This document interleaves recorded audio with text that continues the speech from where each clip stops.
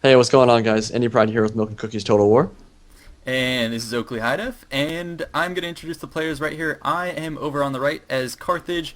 Indypride is in the center. He is going to be Egypt, and on our left is going to be Attila the Great. He also has another YouTube channel. I'll link those below. And yeah, he's going to be Pontus, as I said. And then across from us, we're going to be playing against Rome, Carthage, and Athens. Jankadoodle, my friend, is going to be on Athens. Most of his army is hidden in the trees at the moment. Across from me, Sith Frozen BG is going to be on Carthage, and then Sith Piper is going to be on the Roman army. So, if we want to get in this replay, 3, 2, 1, press play. Let's get into it. All right. Yeah, so we'll get this started. We'll take a look at some of the factions, I guess, that's happening over here. So I'm looking at Attila on the left. So he's going to be pushing forward with 3 of these Scythian horse archers. That's almost always going to be your first move in these battles, is basically getting your mobile skirmishers out front, and then Indy's pushing up the center. And I'm going to push into the forest, but at this point I have no idea what to expect from Athens, so that's kind of the wild card at this point. Yeah, and that's going to be a really difficult fight for you because Athens, as we know on this patch, hoplites are completely ridiculous in melee combat and last forever. So if you can't get your skirmishers shooting into those trees, and of course shooting into trees with skirmishers is very hard, that's kind of a difficult fight for you to take. So we'll see how that progresses later on. As for Attila the Great on Pontus, I absolutely love Pontus on this patch. They are really good. The Eastern Archers, insane shots per minute and really good damage as well. So he's going to be able to be looking to skirmish with Rome for a while. And he also brought chariots, which have gotten buffed massively on this patch as well. So if those make it into the Roman infantry line, he'll be doing a ton of damage there. Yeah, we've seen those get over 600 kills before. Ellie's somewhat, but you have to bring armored Ellie's. Chariots, however, you get those in the line and they can chew through any infantry block. And basically what we're looking to do in this first initial engagement is we saw this big beefy pike line and we're like, oh, we'll just concentrate fire on that. So Indy's got his mercenary Cretan archers. I've got my own archers on a heavy shot, and they're going to try and get some initial volleys. You can see that first pikeman, he's down by 5, but we're having some weird line of sight issues with forest and hills, and so our archers are actually going to get a little too exposed when they push up on that position. But I figured, archers would be able to take on the center position because we're facing just 4 Cretan archers, and so we have the numbers advantage, so we should be able to whittle that down. Once that's out of the picture, we can just charge through that and dismantle the center. So that was kind of our goal for the first step, I guess. I actually didn't notice it when we were playing in the first battle, but he actually has 3 Cretan archers and a Balearic Slinger. I thought they were all Balearic, so I engaged it a little bit differently because I saw the one Balearic, and I guess I didn't take the time to look. But I do know the line of sight was actually a really big problem for us because our Cretans should have been tearing them up at the beginning here, but that hill is just kind of making it hard for us to shoot over, and they don't really have great line of sight. So it was an interesting skirmish fight, and we're actually not doing as much damage as we probably should have been because of that hill. But yeah, Indy here, you're doing a good job of doing a feint, just pushing these archers back, allowing us to get some more shots off and then fall back. And of course they're not going to fall for it. You can see how they kept some reserve Balearics to get some shots on us. So a lot of good strategic moves, and they're pushing forward with Tarentine Cav. Those are going to be a thorn in my side. You have these one unit up here, but the rest are slowly going to eke kind of their way around. If you look on the very east of the map, they're going to slowly get around our flanks. Meanwhile, I can't push into this force. I have no idea what is going on there, so I'm going to settle in on this position and just stagger my forces while we push the center. Yeah, and over on Carthage's right flank, not you, but Frozen, Pontus was able to actually do a lot of damage to this pike unit, and you can see he didn't have the hill blocking his line of sight, so he destroyed that pike unit. And you can see the power of the Eastern Archers. They quickly dismantled that unit, and he's going to move on to some of the other Cretan Archers and some of the other pikemen as well. Yeah, and look up and down that line. We're just getting all these feints, and our opponents are not having any of it. And that's just to force any of the Cretans back, allow us more time to get shots on. However, they are pretty much forcing the issue. If you look on my side, near the forest, they're charging forward with Citizen Cav, Hippeus Lancers, and they dual attack 2 of my guys. So one of my mercenaries, Scutari, pretty crap units. They're going to take a full Hippeus Lancer charge. That's fine. They were just meant to hold the enemy, but he's going to do a really good turnabout and disengage. And you can see how he's doing all these cycle charges with Tarentine Cav on my guys. Scutari right there, we're braced. I took off fire at will. You have to remember to do that to keep them braced.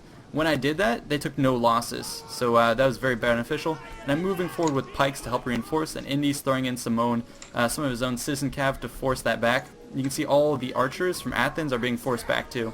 But we won't get too engaged at that front.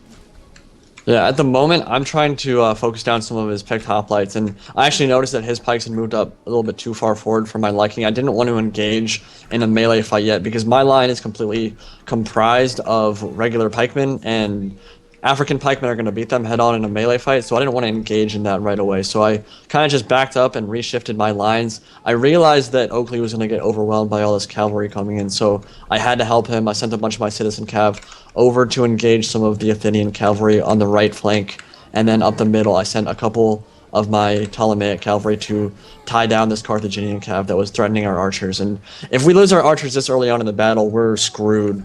So we had to do our best to just commit all of our forces here and make sure that he didn't get through, because they really wanted to take out our Cretans at the moment.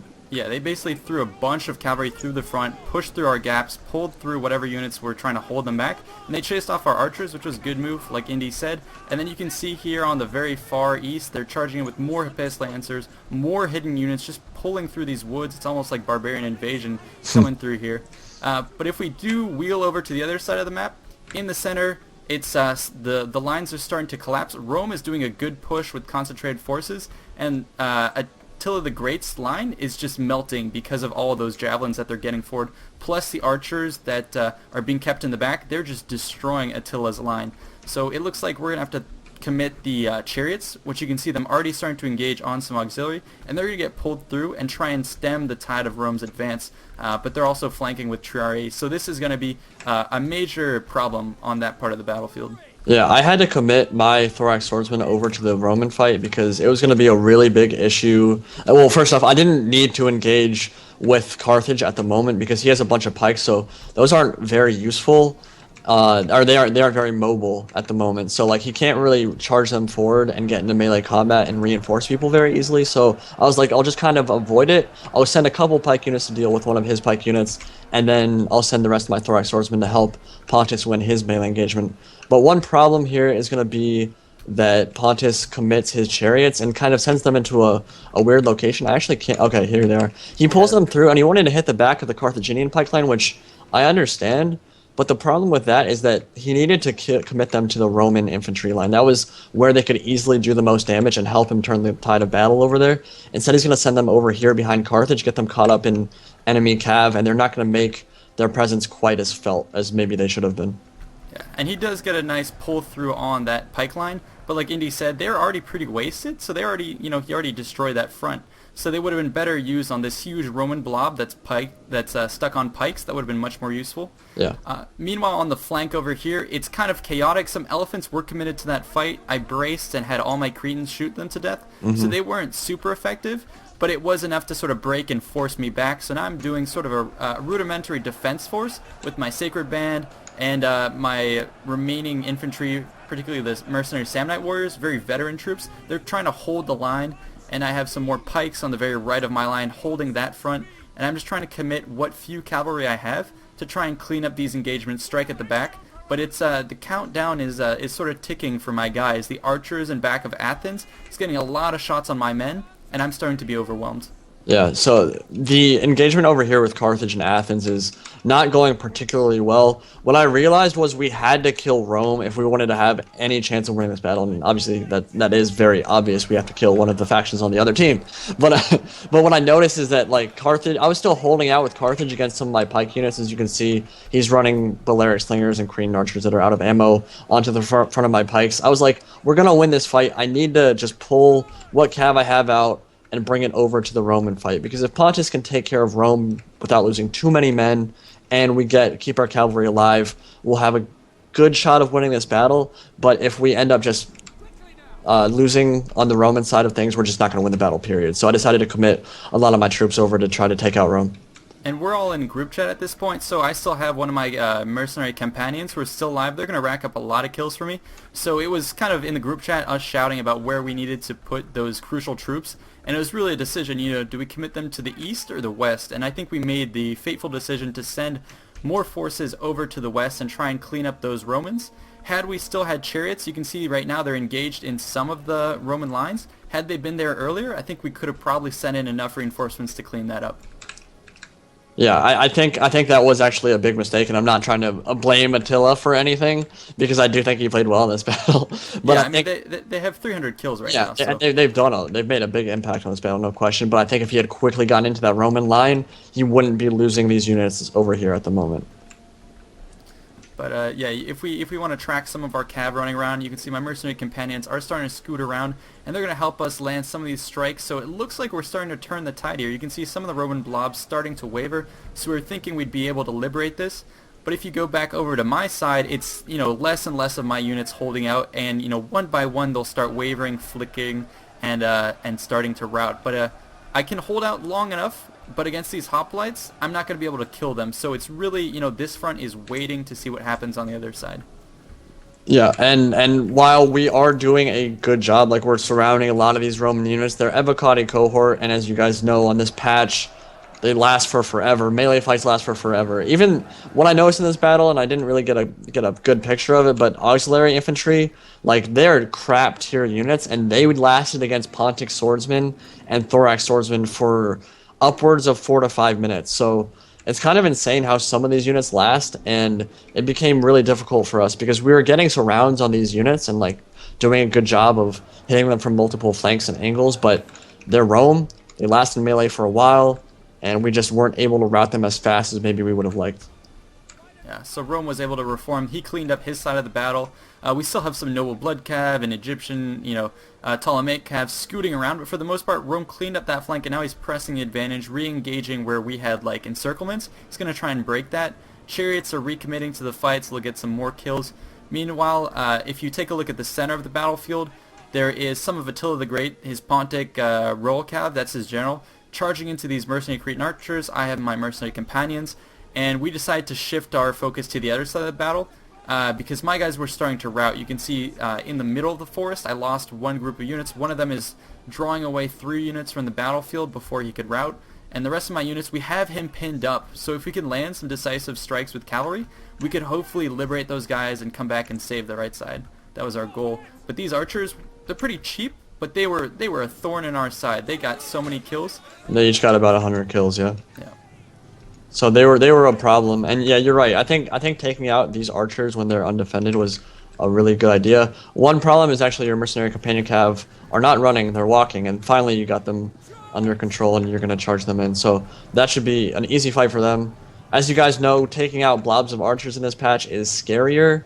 But if you're gonna do what Athens just did, where you keep all of them in one big blob, they won't be able to fire in on the companion cav, and he's going to end up losing all of those archers. So these two units both have a ridiculous amount of kills. The Pontifical Cavalry have 300 at this point, and the Companion Cav are closing in on 300 as well. So you obviously both microed these cavalry units very effectively at this point. Yeah, and we have our sights on the rear of that line, and you can see exactly Athens knows what's coming, so he's positioning some Thureos spears to try and save his guys. And so I'm going to go, to the right of them. Attila's going to go to the left. However, he's engaging on a group that was just finished up the fight. Had we arrived there, maybe 30 seconds earlier, I think we might have been able to crack that. Yeah, but he turned it around in time, and he wasn't braced, but there's still spears, and spears beat cavalry in a prolonged melee fight, especially hoplites. So he is actually going to go into the red morale, but he's not going to waver, and Attila's going to have to pull that Pontic Royal cavalry out of that fight if he doesn't want to lose that cav unit. Yeah, and you can see how my guys, like I said before, are going to start slowly one by one crumbling, and we really needed these cav earlier in the battle. But, they were justifiably used on the left side of the battle to help out. But like Indy was pointing out, with the Evocati, who could hold out for just so long, there at this point, this flank was lost anyways. Yeah, and the problem is now at this point, because a lot of the Carthaginian forces have already routed, and it's basically just cavalry, not even really hammer and anviling, because there's no anvil, it's just the cav going into hoplites. There's nothing they can do. I mean, you can keep cycle charging, but eventually, like what happened now, you're going to rout, and it's just not going to be enough to rout hoplites. They're heavily armored, they can resist cavalry charges very easily, and they're just not going to make the impact we want them to. So we're going to end up routing, and that battle is over. We made some mistakes, there's no question, but let's go to the battle screen and see what the stats were. So yeah, I had 1,500 kills, Oakley had 1,400, and Attila had 2,100. What units, or I guess if you had to succinctly say what was the problem with that battle, what mistakes we made, what would you say they were? I think the biggest problem would be maybe in the center we weren't able to kill the pikes. That was our first problem. If we'd been able to shred that, we would have, not had to worry about the center. Second problem was on my side. I couldn't quite see what was going on with Athens, and then when they finally struck, the enemies had a really good blow. They basically charged in with all their cavalry, infiltrated the gaps, pulled through, charged on all sides, and got our archers. So that basically got rid of our archer capability, pressed the advantage, then they threw in elephants, so it was chaos on the right. On the left, I think Attila waited too much with his pikes on the front line and thin rows. He should have pulled back and delayed. Those guys got shredded Mm-hmm. by the legionnaires who were having all their pilla exhausted without losing a single man. I think if he'd done some delaying action, we could have stabilized that front, crushed the center, and committed some of those cavalry that were sent to that left side, committed those guys instead to the right, even that up, and then maybe won, and then dealt with Rome last. And then, like you said, if you want to talk about the chariots a bit, but I mean, you can't really bash Attila. He got the most kills, so. Yeah, I mean, and there's no question he did really well, and yeah, he almost got 400 kills there.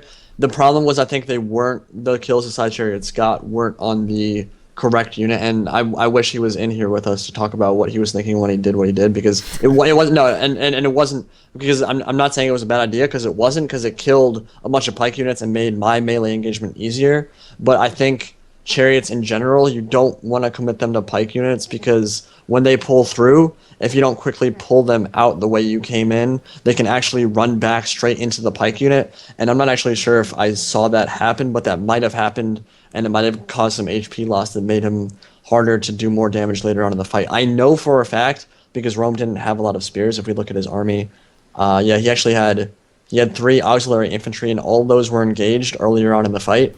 So his chariots getting into the Evocati cohort would have changed that fight completely, because a lot of them were tied down. You hammer an anvil with side chariots on this patch, everything dies. So while the chariots did amazing and Attila played very well with his horse archers, with his pikes, again, we all made some mistakes here, but I think his chariots getting into the Evocati cohort would have changed the outcome of that battle. Yeah, and we can look at our opponents basically. So Sith, Frozen, with Carthage, he got a pretty decent spread of kills, but like I said, I think we shredded his pikes pretty well. And those guys did not end up getting too many kills. So I think, we had the best opportunity to crack him. But it was mostly, I think, Athens just destroying my side. You can see his Pais Lancers, Tarentine, and Citizen Cav. Those are the ones who I said stormed in and smashed my front, with the archers going uncontested in the back, getting lots of kills. And then follow that up with the Thureo's spear rush and pick hoplites. And he was just able to, strike us while we were sort of had our head wobbling. He comes in and pins us against the wall with those spears. So that was, a really good strike, and you can see he got the most kills. Then Rome really sticking it to us with those Evocati, always getting, very, very good kills. Mm-hmm. Janka played really well with Athens, I think. The Tarentine Cav with almost 300 kills is insane. I missed it in this battle. I didn't catch it on the camera, but he told me that he actually, I believe he sent that Tarentine Cav all the way over to Pontus and killed a bunch of his archers, and I believe all those archers had a lot of ammo left, so that Tarentine made a huge impact, and for their cost, that's ridiculously good. Yeah, he played really well. My skirmishers just didn't make the impact on the game I think they should have. Like, I only had 3, so I didn't have as many as Carthage did, but me and Oakley together had plenty enough skirmishing power to kill Carthage. The problem was, again, that they got some of their cavalry into our archers, and I didn't have a line of sight. Now, I actually didn't lose my Creans to cavalry at all until I was out of ammo. I actually pulled them out of the fight, but again, that line of sight was a big problem for me, because they just didn't fire and kill as effectively as maybe they should have. Yeah, the kills on my archers they're there. Like, they started getting the kills, but after that our enemies did a really good job, not only in this battle but future battles, which we'll commentate, of really going after, one of our army's archers and just silencing them. So you can see that on my kills for my archers. They did that effectively. And then I learned the mercenary Scutari Or trash. Yeah, don't bother bringing them. They kind of collapsed my line. But they were sort of fodder. They went up against the full brunt of the enemy cav charge, so they sort of soaked that up. But yeah, I could have brought better units, I think. Even my Sacred Band only got 79. I would have wished they had done better than that. I don't know what the cost for Mercenary Scutari is, but I think that cheap spears or cheap hoplites is probably a better option if you're going to play as Carthage, because those Scutari just aren't going to kill anything. and they die quickly, whereas the cheap hoplites now don't die very quickly. So I think that might have been a better option, but again, I don't think that has anything to do with why we lost that battle. There were other issues, but it was a really good game. I think our opponents played really well. And do you have any last thoughts about that battle? No, we'll see you guys in the next one. All right. Hope you guys enjoyed, and I'll talk to you all later. Indypride signing out. See ya.